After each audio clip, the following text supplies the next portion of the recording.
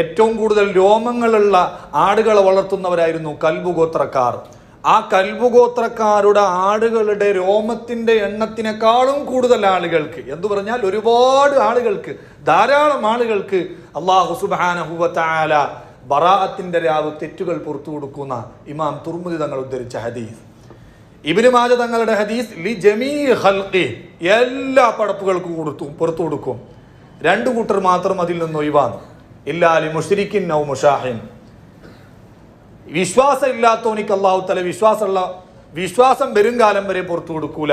മറ്റൊന്ന് മനസ്സിൽ പക, വിദ്വേഷം, വൈരാഗ്യം ഇതൊക്കെ വെച്ച് നടക്കുന്ന മനസ്സ് ക്ലിയർ ഇല്ലാത്ത ആളുകൾക്ക് ബറാഅത്ത് നല്ല ഒരു രാത്രിയെ കൊണ്ടും അവർക്ക് ഗുണമുണ്ടാവില്ല. മനസ്സ് ആദ്യം ക്ലിയർ ആക്കണം.